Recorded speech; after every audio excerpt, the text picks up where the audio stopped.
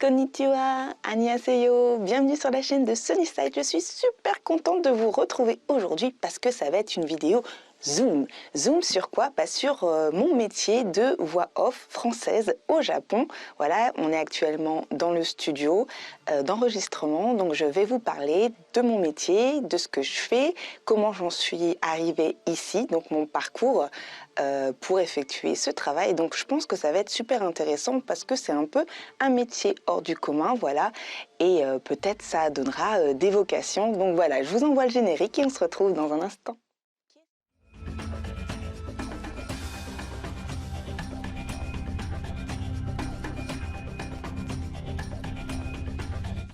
Qu'est-ce qui a fait qu'un jour je me suis dit j'ai envie d'être actrice voix off? Et bien en fait, si je remonte dans le temps, vraiment, c'est au moment du collège, au moment de faire ses vœux d'orientation. Donc j'ai, comme la plupart des jeunes, rencontré une conseillère.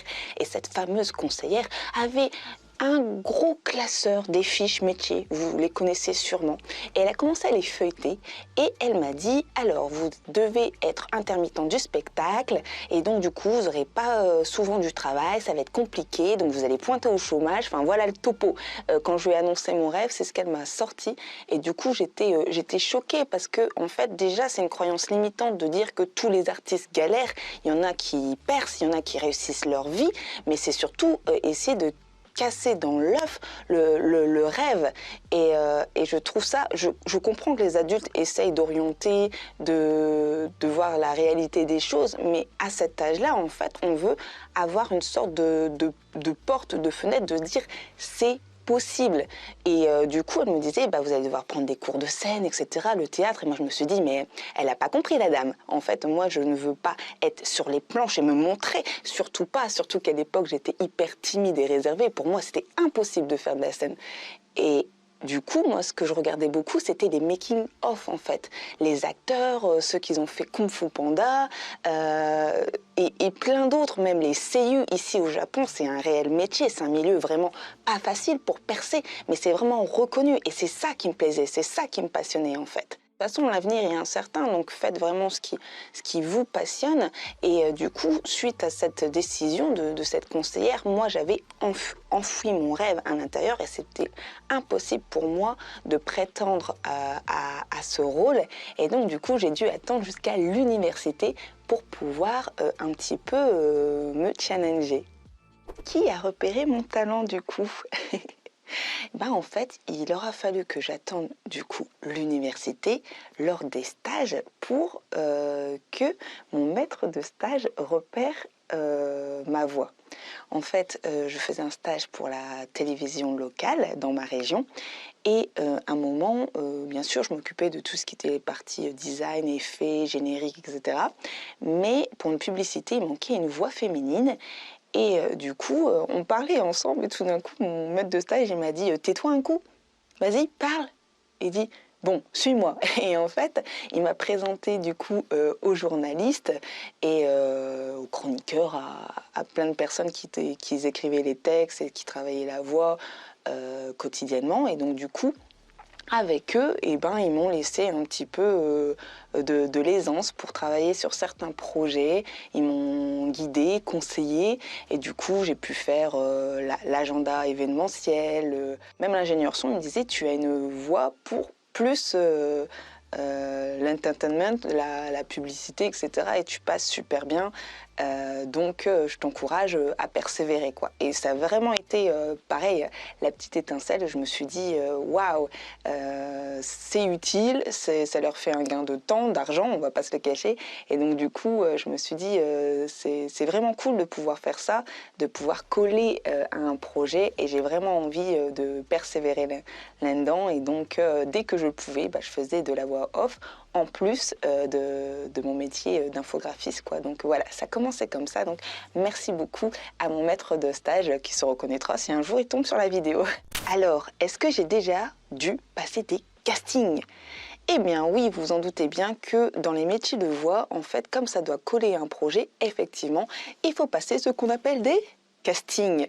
Alors c'est vraiment pas facile, franchement on est en concurrence, on ne sait pas si notre voix va vraiment coller au projet, on attend dans des salles d'attente, on passe les uns après les autres, souvent on envoie des échantillons de voix, donc des enregistrements qu'on a déjà fait sur des projets professionnels ou personnels. Et puis après la sélection, quelquefois, il faut se déplacer et aller jusqu'au studio, jusqu'aux agences, où là, pareil, il y a encore un petit écrémage et du coup, ils sélectionnent. Et puis, moi, sur un projet, donc sur un casting, j'ai dû descendre sur Paris et aller à l'école du cinéma, puisque c'était un projet étudiant. Donc moi, j'étais en dehors de l'école, hein, mais je trouvais leur scénario intéressant et du coup je me suis dit tiens je pense que je peux le faire, donc j'ai passé 2 castings sur Paris, donc je suis descendue 2 fois, j'ai été sélectionnée et pourquoi je vous parle de cette expérience-là, c'est parce que ce qui est assez impressionnant, c'était pour la première fois, je ne tournais pas dans un studio comme celui-ci. Quand vous travaillez dans un studio, c'est super confortable, vous pouvez vous reprendre, franchement, c'est tranquillou en fait, hein. Vous gérez votre temps, votre voix, vous pouvez refaire des prises, c'est vraiment à la cool quoi. Mais par contre, quand vous êtes sur un plateau, alors là, ça n'a rien à voir. Mais franchement, du coup, il y a les réalisateurs, les accessoristes, les scénaristes, le perchiste. Enfin, vraiment, vous êtes dans un environnement où tout le monde est autour de vous et vous faites des prises, jusqu'à temps que ça soit vraiment ce qu'ils attendent de tous les acteurs. Et moi, je faisais la voix off d'une interface pour une application de rencontre. Et du coup, c'est pas facile parce qu'en fait, comme c'était une voix qui se dit robotique, je ne devais pas du tout donner d'émotion en fait. Je vais vraiment être une machine quoi. Et donc, du coup, je vous mettrai peut-être un petit extrait, si j'ose, sur ma prestation. Merci d'avoir connecté vos lunettes pour une réalité augmentée. Veuillez nous indiquer votre pseudo pour débuter votre session. Et du coup, quelquefois, si je me ratais, c'était tout le plateau qui devait se réadapter et recommencer, et prise numéro je sais plus quoi.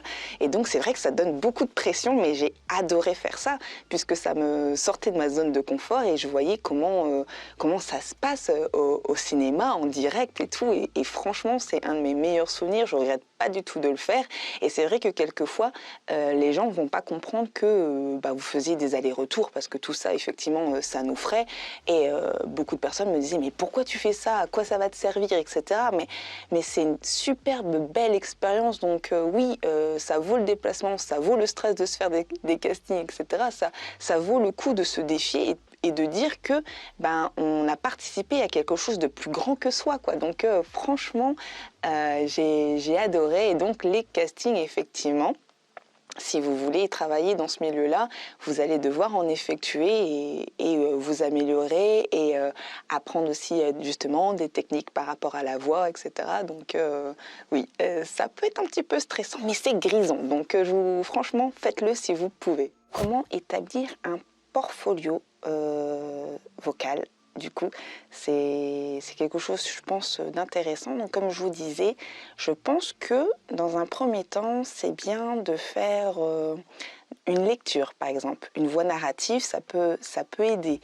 De faire des voix de personnages, ça aussi, c'est intéressant de se mettre en condition. De faire peut-être parfois des parodies de publicité, ça peut aussi marcher en fait. Et le truc, c'est que il faut que vous montrez votre capacité à comment dire, changer de voix, de teinte, d'humeur.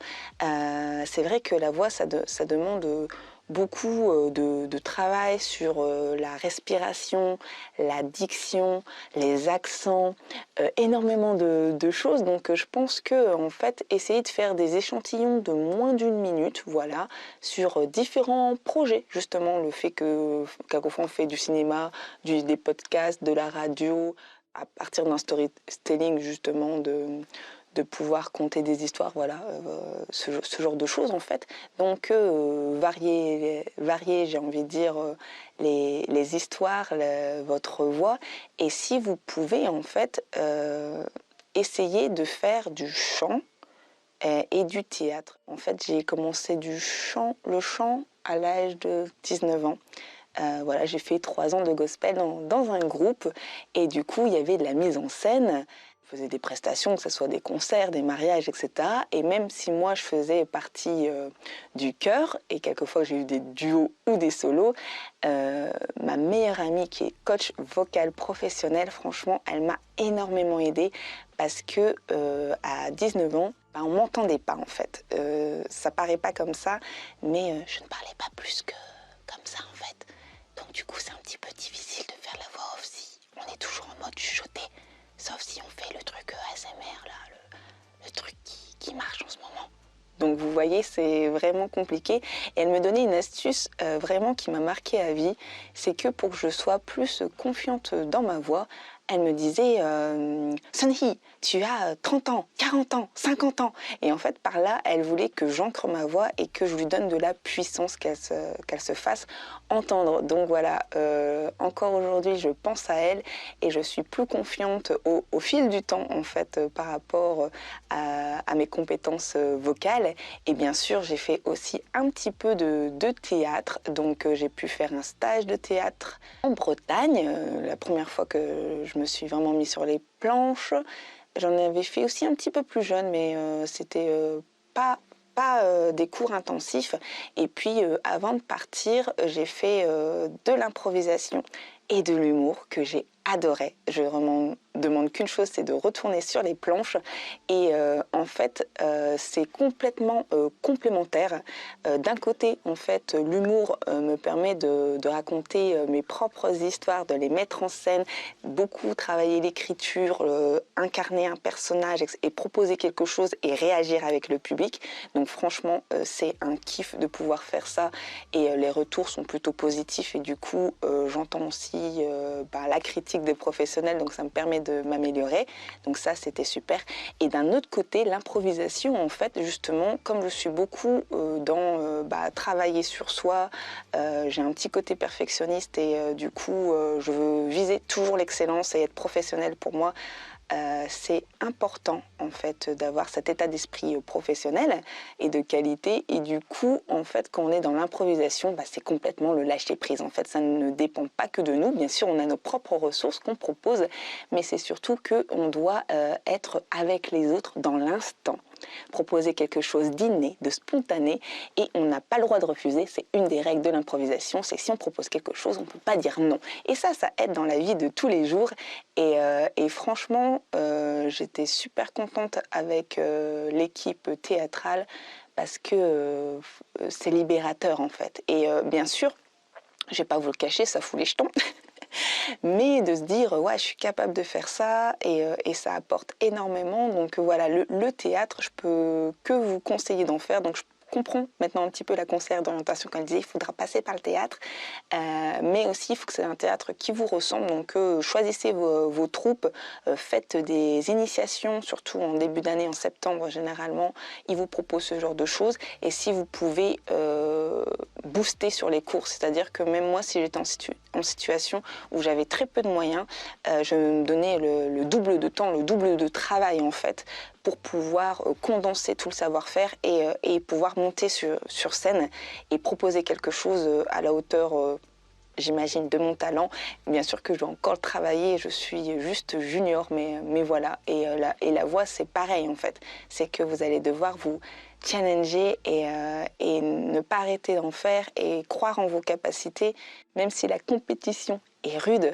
Vous avez ce petit truc en fait qui est propre à vous en fait et ça demande énormément d'énergie et franchement de fun aussi. C'est vrai que je dis beaucoup ça mais je m'amuse à faire ça et je sais aussi que ce que je propose va être utile, va nourrir un projet, il va y avoir des récepteurs, vous et donc du coup ça me pousse aussi à donner le meilleur de moi-même en termes de qualité, d'émotion et j'espère vous en générer aussi quand vous regardez mes vidéos et que vous réalisez à votre tour, c'est super important pour moi. C'est quoi une journée type en fait quand on fait de la voix off? Donc d'abord en fait on écrit notre nom sur un tableau pour dire qu'on a réservé la salle. Ensuite on va forcément dire qu'on occupe la pièce pour pas qu'on soit dérangé et que les gens rentrent comme dans un moulin. Donc ça c'est super important. Généralement on prend aussi toujours de quoi boire. Donc là, c'est juste un café, mais ça peut être de l'eau parce que quand on fait beaucoup d'enregistrements, on assèche rapidement la voix, on a court de salive, etc. Donc il faut souvent s'hydrater. C'est super important. Ensuite, en fait, on a un nombre de phrases par jour à faire. Donc ça peut être assez conséquent. Généralement, c'est des journées de 6 heures d'enregistrement voix. Je prends très peu de pauses parce que j'aime pouvoir être, par exemple, là je travaille sur des histoires, donc c'est un script que je reçois. Donc voilà, je vais tout vous dire. Donc d'abord, ça part d'un script que je reçois des États-Unis en anglais. Ensuite, je le traduis de l'anglais au français et je check avec la version japonaise pour que les nuances soient les plus similaires possibles.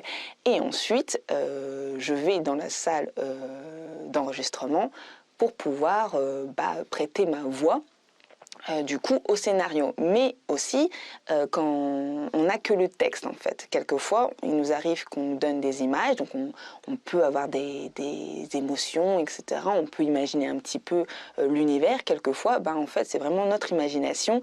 On a juste une phrase et on doit se débrouiller avec ça.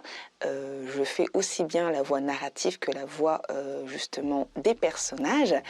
Et donc, du coup, voilà, ça demande votre propre interprétation. C'est simple, hein, généralement, j'ai un petit casque voilà, que vous voyez ici pour le retour, voilà, que je place comme ça sur mes oreilles. Et puis ensuite, vous avez un micro, donc là, c'est un micro Yeti, et on a une cabine son. Alors, je rigole souvent parce que généralement, moi, ça me fait penser un petit peu... Attendez, c'est un petit peu lourd. Hop.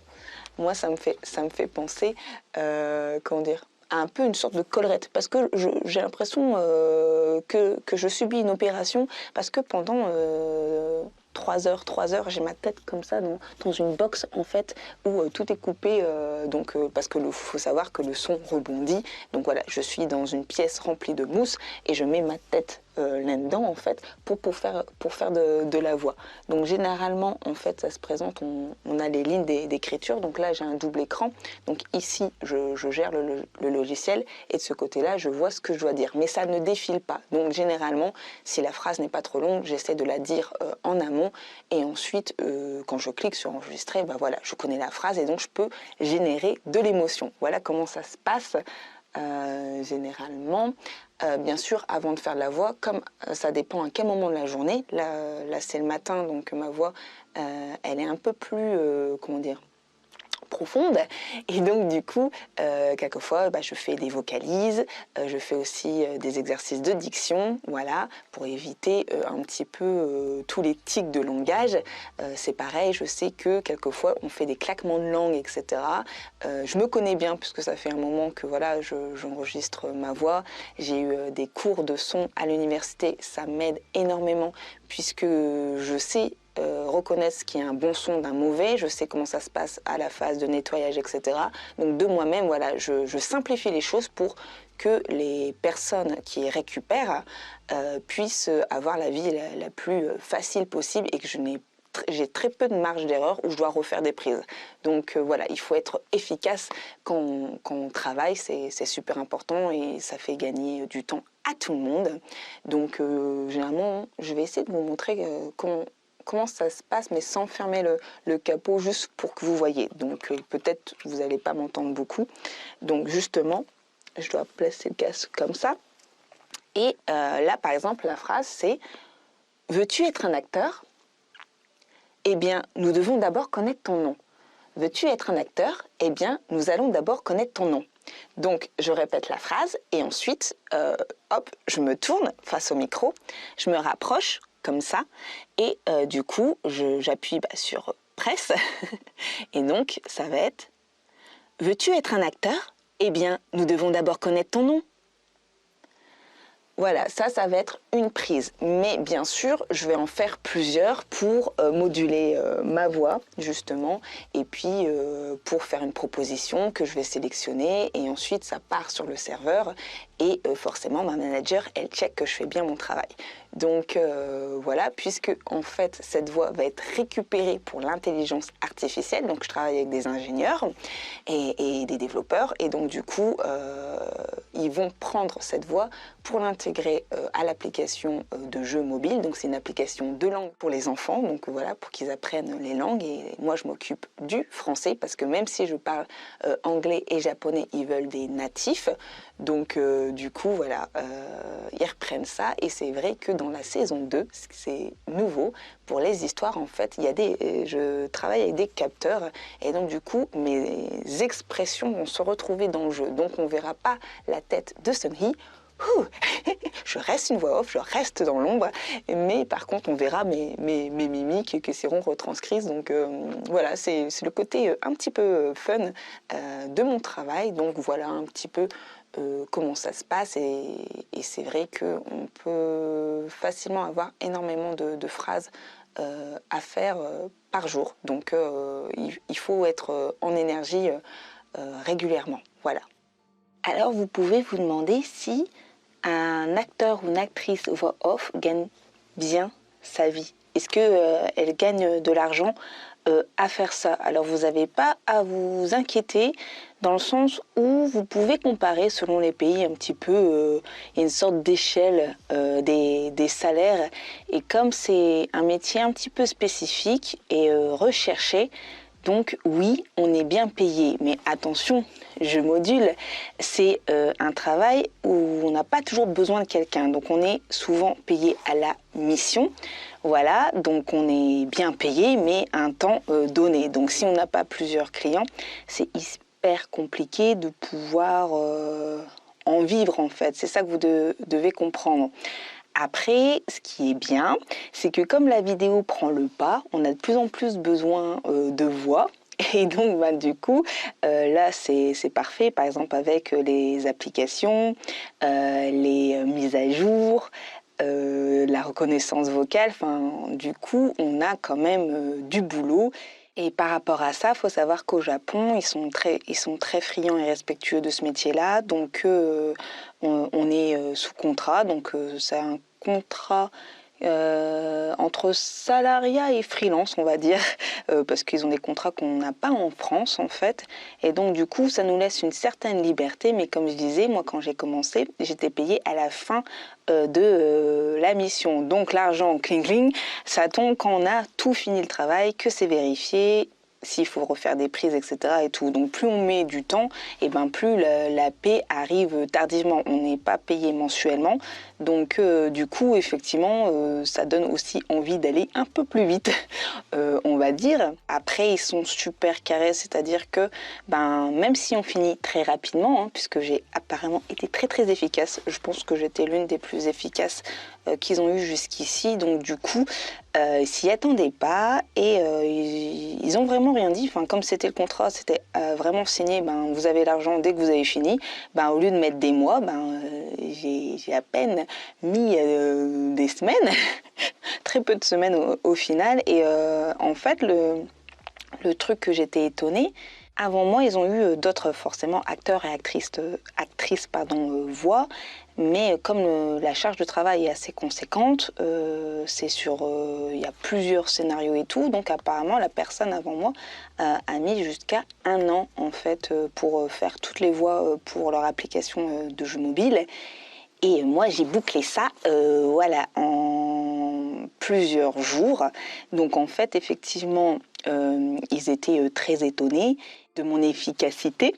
Donc je pense que c'est vraiment mon petit plus. Mais ce gain-là, voilà, on est chèrement payé. Mais en même temps, je leur ai fait gagner 11 mois de salaire à ne pas verser, puisque moi j'avais tout bouclé rapidement. Donc du coup, ils ont vite compris que j'étais la personne qu'il leur fallait pour faire le travail, puisqu'ils avaient cumulé du retard comme ils n'avaient pas trouvé de personne pour ce poste. Donc ça s'est joué, et je vous expliquerai dans une autre vidéo Du coup, comment négocier vos contrats au Japon, selon votre parcours, etc. Ça peut être vachement intéressant. Et pourquoi je suis aussi autant efficace? Je pense qu'il y a 3 raisons qui jouent à ça. Donc la première, c'est que je suis professeur de langue, donc j'ai l'habitude d'enseigner les langues, donc je parle d'une certaine manière à ce que ça soit compréhensible par les apprenants. Donc ça, c'est ma force, ça fait 6 ans que je fais ça, et donc du coup, ils ont très bien compris. Deuxièmement, j'ai eu la chance en France de devoir faire des vidéos tutoriels, donc je m'occupais du montage, mais comme je devais expliquer pas à pas les choses à faire, donc du coup ma voix devait suivre aussi par rapport à l'action. Donc ça c'est ma deuxième force. Troisième expérience, et oui, c'est pour ça que je pense que c'est super important de se faire différentes expériences. La troisième, c'est que j'ai travaillé avec une boîte coréenne sur les voitures autonomes qui s'occupe de la marque Hyundai. Et donc, du coup, il y a l'intelligence artificielle et donc j'ai dû m'occuper de la voix robotique, comment la naturaliser. Et donc, du coup, on doit faire attention à plein de choses en fait, et qui fait que toute cette richesse d'expérience, surtout qu'en Corée du Sud, il faut être très très rapide, efficace et rapide dans notre travail, qui fait qu'aujourd'hui, si par exemple il y a une entreprise qui est en rush, comme moi, je me chronomètre très souvent pour savoir mon temps de travail en fait, l'efficacité, mes temps de repos, etc. Donc du coup j'arrive à bien jauger un petit peu et je respecte toujours les deadlines, et donc du coup voilà, ça a vraiment matché, et ils se sont dit c'est elle qu'il nous faut, et donc du coup je suis bien payée, voilà, tout simplement. Après c'est pas du tout pour me la jouer, ou je ne suis pas riche non plus, hein, puisque la vie à Tokyo elle est chère. Je sais que j'illustre très souvent par rapport au logement, les tarifs, etc. Mais vous pouvez faire des recherches sur combien gagne un acteur ou une actrice voix en France, en Corée du Sud, au Japon, voilà. Mais tout ce que je peux vous dire, c'est que si vous pouvez faire cette expérience-là, même si c'est éphémère ou court, c'est toujours enrichissant, et puis franchement c'est un travail inhabituel, donc les gens accueillent ça avec beaucoup de bienveillance et d'admiration. Voilà. Quel est le rôle d'une voix féminine? Pour moi, dans le métier de la voix, effectivement, selon les projets, on a besoin de voix masculines, on a besoin de voix féminines. Et le rôle d'une voix féminine, généralement, on va chercher un petit peu de la douceur, ça peut être de l'émotion, ça peut être assez varié. Je trouve, mais généralement j'étais très étonnée, par exemple pour les voix GPS, ma manager, l'ingénieur aussi, m'expliquait que c'était super important de prendre une fille parce qu'on avait plus d'endurance que les gars en termes de voix, parce que comme je vous disais, il faut parfois 6 à 8 heures enchaîner les enregistrements, et c'est super épuisant à la fin. On n'en peut plus, on a envie de sortir en courant, parce que vous voyez, il n'y a pas de fenêtre, c'est pas aéré, vous êtes tout seul dans votre boîte sans voir les rayons du soleil, donc voilà, il ne faut pas être claustrophobe. Faut pas être monocorde non plus, sinon on peut pas faire ce métier-là. Mais du coup, effectivement, je trouve intéressant. Alors après, comme je vous disais, selon le projet, parfois il faut mettre de l'émotion pour les personnages, mais parfois il faut être vachement neutre, ne rien transparaître. Par exemple, la voix GPS, vous la connaissez bien, hein, je vais pas vous la faire, mais du coup, c'est vrai que une voix d'interface n'est pas une voix de film, n'est pas une voix de podcast. Enfin, voilà, chacun on a un peu sa spécialité. Alors moi, je me suis pas forcément spécialisée, puisque je vous ai dit, j'ai fait autant de l'interface que des courts-métrages, que de la publicité. Donc je suis assez touche à tout. Après, il y a forcément des projets qui nous portent plus que d'autres, ou qui nous donnent envie, mais c'est intéressant de pouvoir moduler aussi sa voix, faire une voix plus fluette, plus enfantine, plus mature, attrayante. Je sais pas comment dire les choses, ça dépend vraiment du projet, mais écoutez un petit peu toutes les voix off qui se font, et vous verrez tout le panel en fait, dans la teinte, dans la couleur qu'on donne dans la voix, dans les expressions. Généralement, même si on voit personne en face de nous, il faut savoir qu'on doit imaginer son public, à qui on s'adresse pour savoir quel timbre on veut donner, quelle couleur, comme je vous disais, on veut donner. Est-ce qu'on chuchote pour dire des secrets? Est-ce qu'on parle d'une voix forte et assurée? Voilà, tout ça, ça fait partie un petit peu de la magie de la voix off, et la voix off féminine a son rôle dedans. Donc je suis super contente, et pareil par rapport à la robotique, à l'intelligence artificielle, c'est donner plus d'humanité aux machines. Alors oui, ça peut faire peur, mais je pense qu'il faut prendre la vague des technologies comme elle vient. C'est soit on surfe dessus, soit on en a peur et on se prend la vague en fait. Et donc du coup, je pense qu'il faut s'intéresser à notre interaction avec les objets connectés, puisque c'est dans l'air du temps. Et donc du coup, voilà, moi je suis super contente de pouvoir contribuer à tout cet écosystème. Au final, à quoi on doit faire attention quand on fait de la voix off? Il y a énormément d'éléments auxquels il faut être vigilant en fait. On s'en rend pas trop compte, mais par exemple déjà dans les mouvements, vous voyez, je porte une chemise, et ben il faut faire attention au bruissement des habits. C'est quelque chose qui parasite un petit peu et qui atterrit dans le micro. Donc du coup, voilà, il va falloir restreindre ces mouvements. Donc c'est vrai que quand on est quelqu'un de très expressif, il va falloir faire attention à ça, à la distance du micro, bien sûr, aussi aux plosives, c'est-à-dire qu'on fait les te, ce genre de choses, de ne pas cracher sur le micro, forcément, il y a une protection, mais ça, c'est quelque chose qu'il faut faire attention. Il faut faire attention à sa diction.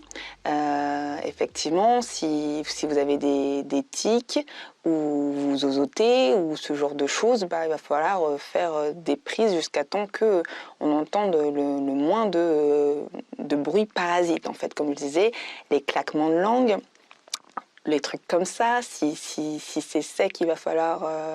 quand je dis c'est sec, c'est si vous manquez de salive, il va falloir s'hydrater beaucoup. Donc du coup, en fait, ce qui est drôle, c'est que quand on fait beaucoup de voix, on boit énormément. Donc j'ai augmenté ma consommation d'eau, donc ça c'est bien pour le corps. Par contre, ça oblige à faire des pauses pipi, donc ça c'est un peu embêtant. J'ai peur qu'ils pensent que j'ai un problème. Mais voilà, et en même temps, c'est les seules pauses qu'on peut s'autoriser, comme je ne fume pas du tout, donc moi j'enregistre, donc voilà, c'est vrai que vous allez souvent sortir du studio pour aller vous soulager, j'ai envie de dire, parce que vous allez beaucoup boire. Il faut faire attention aux accents, effectivement. Moi je viens du Nord, donc je fais attention à certaines prononciations, voilà, que c'est un rose ne soit pas rase ou ce genre de choses. Si vous êtes monocorde, ce n'est pas possible. Comme on doit générer de l'émotion, faut gérer aussi sa respiration. C'est pour ça que le chant aide beaucoup. Est-ce que c'est une respiration nasale, ventrale, des poumons, etc. C'est aussi important du coup quand on naturalise la voix robotique de savoir justement comment on respire, comment on prononce les mots, où il faut ralentir. Ah oui, je vous ai pas dit, dans l'application, il y a plusieurs vitesses. Donc je pensais qu'ils avaient utilisé un logiciel pour accélérer ou ralentir la voix, mais pas du tout. On doit le faire naturellement. Donc par exemple, si je dis panda, donc je vais dire panda, panda. Puis après je vais faire panda, un truc comme ça. Donc oui, c'est assez drôle en fait, je m'y attendais pas, mais voilà, ça aussi, ça s'apprend, de savoir décomposer. Il y a énormément de choses, comme je vous disais, où il faut être vigilant. Vous voyez, là je ne l'ai pas été, mais du coup, c'est vraiment un métier à part entière, et c'est vraiment fun quoi, de se dire qu'on doit maîtriser tout ça juste en quelques fractions de secondes, parce que peut-être vous, ça va s'ancrer en image en quelques secondes, mais après, j'irai peut-être vous allez vous en souvenir toute votre vie. Donc voilà, il faut faire super attention. Et puis comme je disais, comme il y a des apprenants derrière, et ben on veut qu'ils apprennent de la bonne manière. Voilà, mais parce que c'est une application de langue, ça serait une application de jeu, ça serait un film, ça serait encore autre chose. Mais c'est assez intéressant en fait.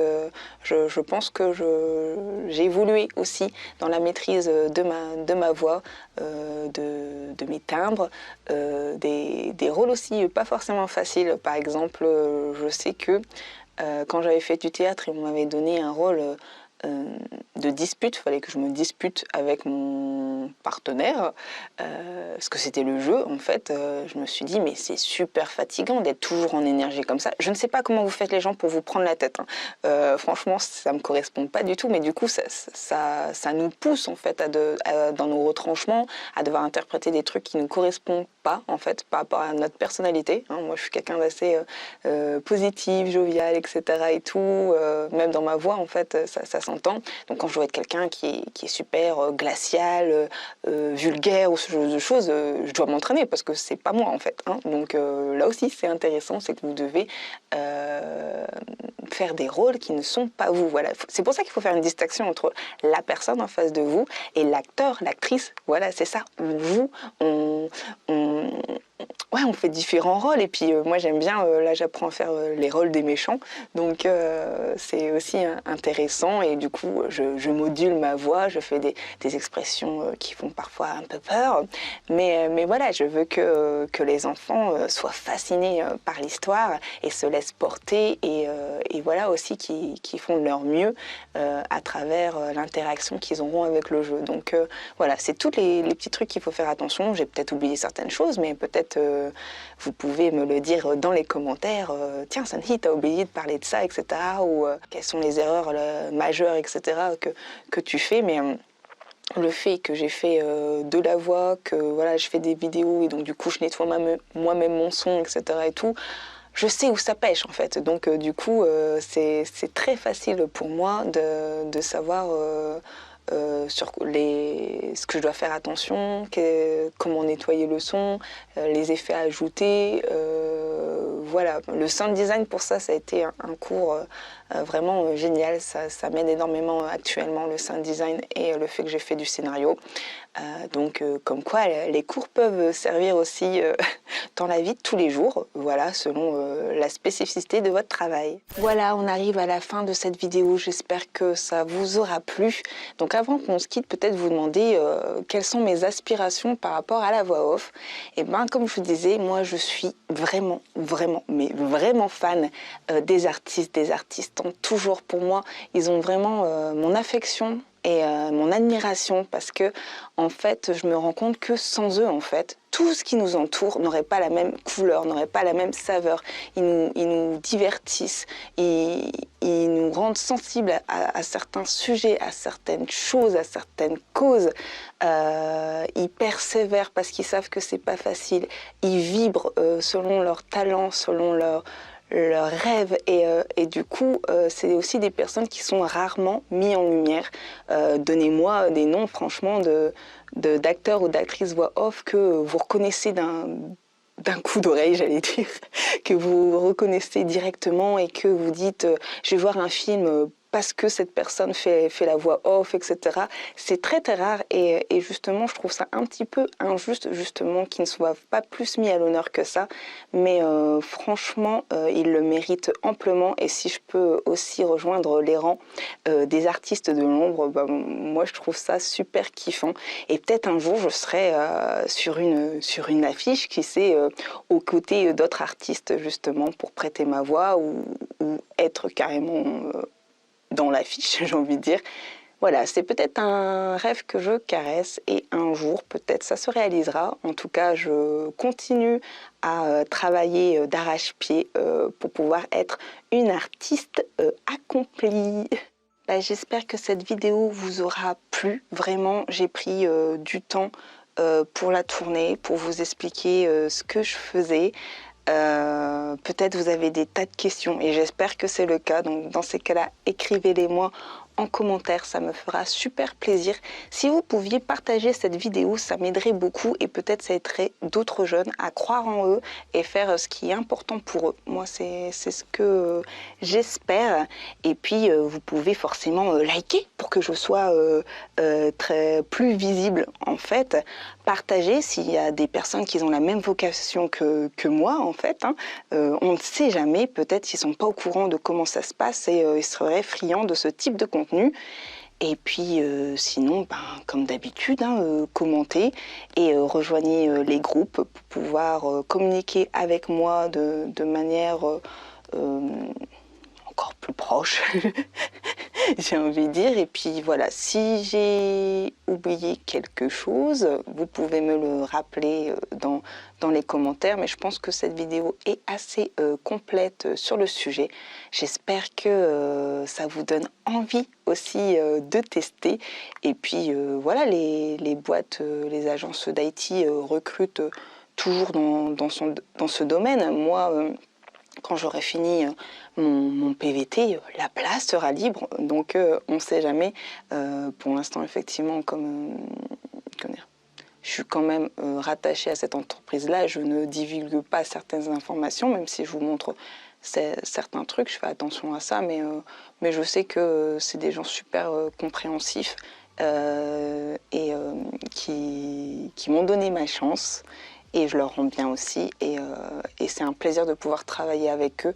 Franchement, c'est bien tombé. Je pense que c'est aussi une question de timing. Quelquefois, vous allez rencontrer des gens qui vont marquer votre parcours et vous faire grandir. Voilà. Bon, bah alors, je vous dis sayonara, matane, et, bonne journée, mes étincelles. Bye bye. Vidéo Mite Kureta arigato ne. Abonnez-vous, activez la cloche, mettez un pouce et partagez. Suivez-moi aussi sur Instagram, TikTok et Twitch. Matane!